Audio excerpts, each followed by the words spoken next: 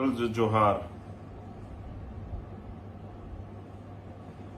आज का ये विशेष सत्र जो है, आप सब लोगों से 21 तारीख में जो स्थापना दिवस हम लोग इस बार ताल कटोरा स्टेडियम में मना रहे हैं, उसके लिए बात करने के लिए। तो अपनी बात को शुरू करने से पहले बहुजन समाज में जन्मे सभी संतों, गुरुओं, महापुरुषों को नमन करता हूं और नमन करता हूं उन नायिकाओं को, उन वीरांगनाओं को जिन्होंने समय समय पे उन महापुरुषों का साथ दिया या अपने स्तर पे महापुरुषों के आंदोलन को आगे बढ़ाने का काम किया। महापुरुषों का आंदोलन यानी कि इस देश में गैर बराबरी पर आधारित व्यवस्था को परिवर्तित कर समतामूलक समाज की स्थापना। समता, समानता, बंधुत्व, भाईचारा,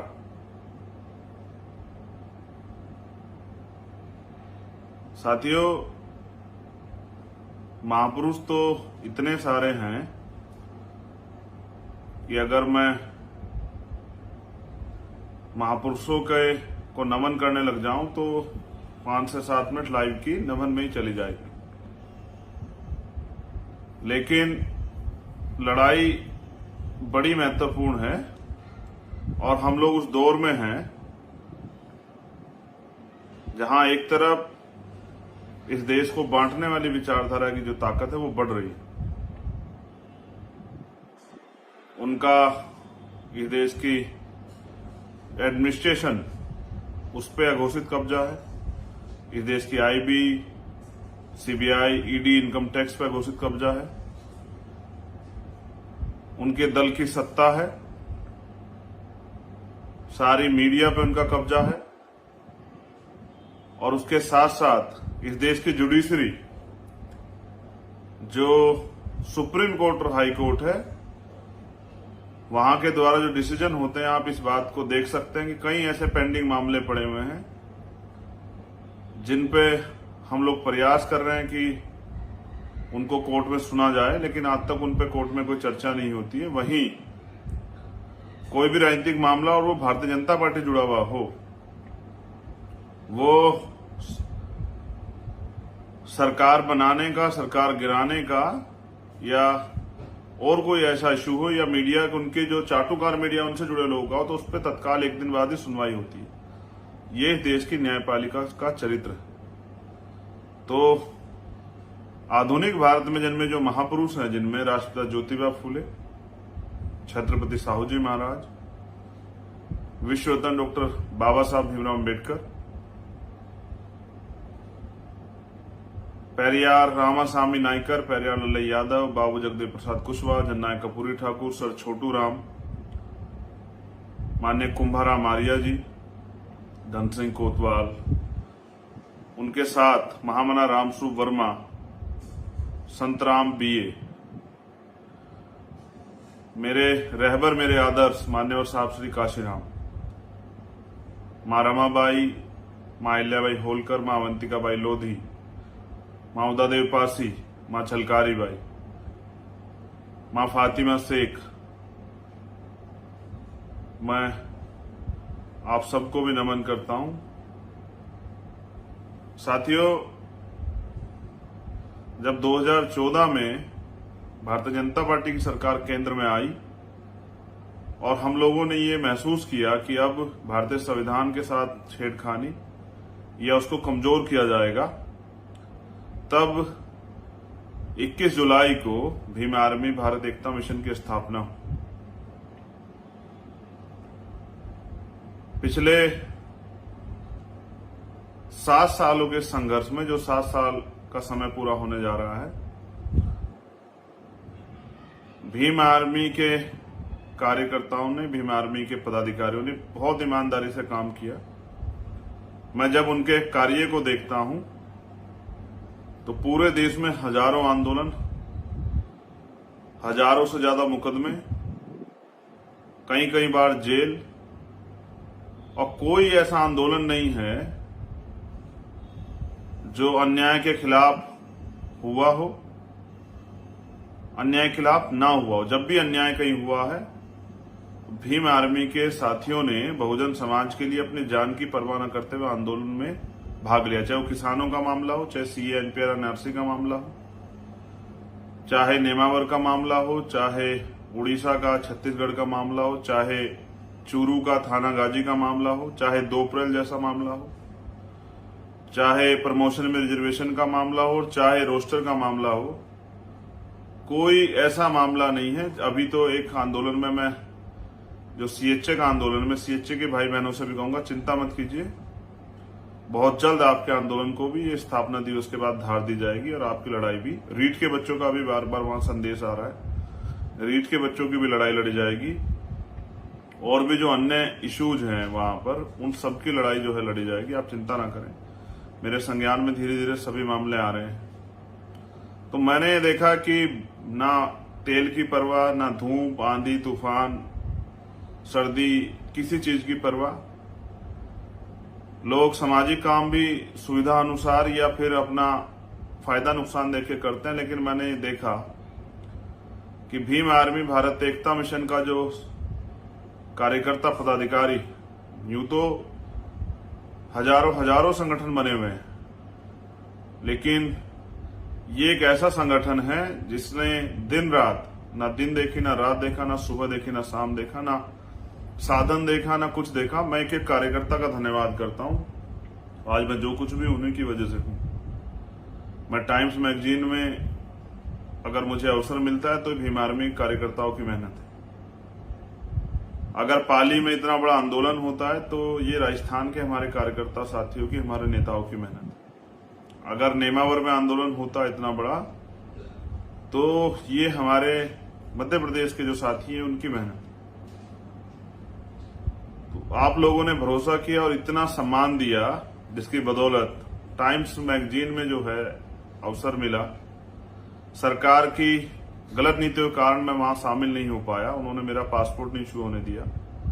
अगर पासपोर्ट इशू कर देती सरकार, पासपोर्ट न इशू कारण मैं विदेश नहीं जा पाया। अगर पासपोर्ट इशू हो जाता तो मैं अंतर्राष्ट्रीय पटल पे यहाँ के शोषित वर्ग के लोगों के साथ जो हो रहा है, जो आज भी अन्य अत्याचार, रेप, हत्या, जुल्म जाती हो रही है, मैं उस पर अपनी बात जरूर रखता।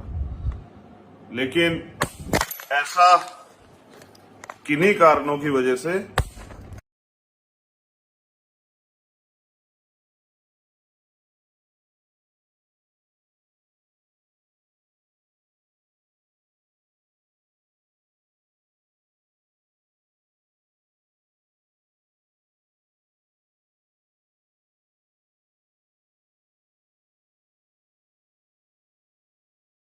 जैसा आप सब लोग जानते हैं, कभी भीम आर्मी के कार्यकर्ताओं ने किसी भी सरकार या मुसीबत के सामने घुटने नहीं टेके। इसलिए मुझे मैं गौरवान्वित होता हूं इस संगठन का हिस्सा होने के कारण, इसका एक कार्यकर्ता होने के कारण। साथियों, 21 तारीख को स्थापना दिवस ताल कटोरिया स्टेडियम दिल्ली में मनाया जा रहा है। उसका एक कारण, क्योंकि लंबे समय से हम लोग काम कर रहे हैं। मैंने 2022 के इलेक्शन के बाद बहुत कुछ सीखा और मेरी समझ में आया कि जहां कैडर नहीं होता वहां क्राउड होता है। तो जितनी मेहनत आपने की, मैं समझता हूं कि अगर ये मेहनत हमने मैनेजमेंट के थ्रू आंदोलन को रास्ता जो है कैडराइज रास्ते के थ्रू हमने अगर की होती, तो शायद आज हमारा संगठन, जो भारत का सबसे बड़ा बहुजन समाज का संगठन है, उसकी ताकत कई गुना बढ़ गई होती। तो इसलिए, क्योंकि किसी भी संगठन को आगे बढ़ाने के लिए मैनेजमेंट की जरूरत होती है, संविधान की गाइडलाइन की जरूरत होती है। तो इस बार 21 तारीख को भीम आर्मी भारत एकता मिशन का संविधान, उसकी गाइडलाइन, जिसमें किस तरह से काम करना है और किस तरह से अपने आंदोलन को समयबद्ध प्रोग्राम के को तय करके निश्चित समय के अंदर पूरा करना है, क्योंकि आपकी लगन जो है वो बहुत ताकतवर है, आप लगनशील हैं और आप जब किसी कार्य को ठान लेते हैं तो उसको करके दिखाते हैं। तो काफी चीजें जो है, जिस तरह से अभी आपने स्टेटमेंट एक पढ़ा होगा कि संघ ने भी जो है तैयारी की है भीम आर्मी भारत एकता मिशन को खत्म करने की, कमजोर करने की, और वो लगातार साजिशें भी कर रहे हैं। उनका जो ब्राह्मणवादी मीडिया है उसको भी आपने देखा किस तरह से वो भीम आर्मी को लगातार बदनाम करने का काम करता है। इन सब साजिशों का भी मुंह तोड़ जवाब देने के लिए, अपने संगठन को धार देने के लिए, भीम आर्मी का जो कार्य है उसको मजबूती देने के लिए यह स्थापना दिवस का प्रोग्राम जो है वो पूरे देश की टीम को, जो पदाधिकारी, उनको इकट्ठा करके, और जो साथी, जो समर्पित साथी जो आएंगे, उनके सामने जो है किस तरह से अब आंदोलन को चलाना है, ये सारी रूपरेखा रखी जाएगी।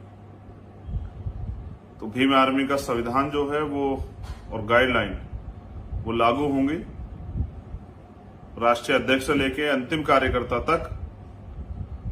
तो दूसरा, मैं आप सबसे अपील भी करूंगा कि पेन और कॉपी भी जरूर लेके आनी। हर कार्यकर्ता को, हर पदाधिकारी के पास पेन और कॉपी होनी चाहिए, कि उनके द्वारा उनको जब वहां उनको कोई गाइडलाइन दी जाए तो वो अपनी गाइडलाइन को नोट कर लें और उसी के अनुसार कार्य करें। तो जिस तरह से मैंने आपको बताया कि संघ के लोग जो हैं भीम आर्मी के खिलाफ, भीम आर्मी को कमजोर करने के लिए साजिश कर रहे हैं, जिस तरह से बामसेब को कमजोर करने के लिए बामसेब को तोड़ा गया उस समय के प्रधानमंत्री के द्वारा, अब इस तरह से भीम आर्मी को कमजोर करने के लिए भीम आर्मी के खिलाफ भी साजिशें जो है संघ के द्वारा की जा रही हैं।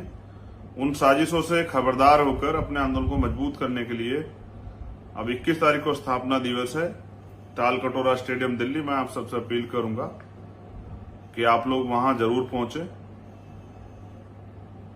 ये लड़ाई अब अंतिम दौर में है। एक तरफ वो अपने एजेंडे पे काम कर रहे हैं जिसमें इस देश को धार्मिक राष्ट्र बनाने की बात करते हैं, इस देश के संविधान खत्म करने की बात करते हैं। वहीं हम लोग इस देश के संविधान को मानने वाले जो लोग हैं, वो संविधान की रक्षा, जिसके लिए भीम आर्मी का निर्माण हुआ, और संविधान को किस तरह से लागू करा जाए, इन बातों पे भी एक बड़ी चर्चा जो है उस आंदोलन में होगी। पूरे 22 स्टेट, 23 स्टेट में जो हमारी टीम है, उनसे भी आपस में जान पहचान मिलने का और उनके काम के तरीके को देखने का अवसर आपको मिलेगा। तो इन्हीं मंगल कामनाओं के साथ कि आप सब लोग 21 तारीख को तालकटोरा स्टेडियम सुबह 10 बजे इस तरह से चलें, क्योंकि एक साधन की भी दिक्कत ये आएगी कि अभी धार्मिक रूप से हिंदुओं के जो त्योहार है कावड़ का, उसका भी कार्यक्रम चल रहा है, शुरू हो चुका है। तो हमारे उत्तर प्रदेश के साथियों को आने में समस्या आएगी, तो मैं उनसे कहूंगा कि वो ट्रेन के माध्यम से आने का प्रयास करें। अब हर साल अधिवेशन होंगे, इस बार अधिवेशन दिल्ली में है और अगली बार हो सकता है किसी अन्य प्रदेश में हो। तो अब तक जो काम आपने किया है उसकी समीक्षा भी होगी और आगे कैसे काम करना है इसके लिए गाइडलाइन भी जारी की जाएगी। तो मैं आपसे अपील करूंगा कि आप सब लोग पहुंचे 21 तारीख को सुबह 10 बजे। और जो लड़ाई अब कठिन हो चली है, क्योंकि संघ और बीजेपी के लोग पूर्ण रूप से सत्ता में ताकतवर तरीके से हैं और वो भारतीय संविधान और यहां जो अधिकार शोषित वर्ग को मिले उनको खत्म करने का प्रयास कर रहे हैं। उसके खिलाफ इस लड़ाई को चरणबद्ध तरीके से और मजबूती से लड़नी है। इसलिए मैं आपसे अपील करूंगा कि आप सब लोग पेन कॉपी लेके और आंदोलन या स्थापना दिवस का जो प्रोग्राम है उसमें शामिल, उसके गवाह बनने के लिए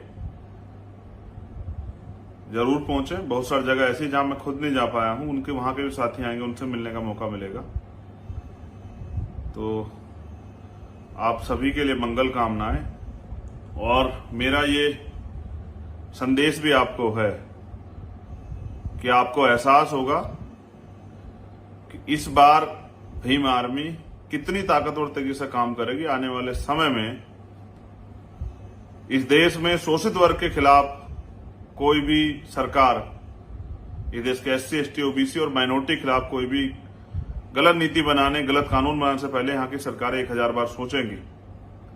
इस तरह की तैयारी भी इस बार हमारी राष्ट्रीय कोर कमेटी की टीम ने कर ली है। मुझे विश्वास है कि इस बार का राष्ट्रीय अधिवेशन भारत में बहुजन समाज को एक नई दिशा देगा और बहुजन समाज के आंदोलन को ताकतवर बनाएगा। मेरा यह भी विश्वास है कि जितनी ताकत से अब तक हमारे साथियों ने काम किया वो दुगनी ताकत से आने वाले समय में काम करेंगे, क्योंकि अब जो कार्य होगा वो अनुशासन में और वर्तमान की समय परिस्थितियों को ध्यान में रखे होगा। तो बहुत बहुत धन्यवाद। आप सभी के लिए मंगल कामनाएं। आप सभी साथी स्थापना दिवस के प्रोग्राम में जरूर पहुंचे, वहीं आपसे मुलाकात होगी। और जो अन्याय आपके आसपास हो रहा है उसको कैसे रोका जाए, उस पर भी काफी चर्चाएं जो हैं इस बार होंगी। बहुत बहुत धन्यवाद। जय भीम, जय भारत, जय संविधान, जय मंडल, जय जोहार आप सभी कार्यकर्ताओं के लिए और बहुजन समाज के सभी साथियों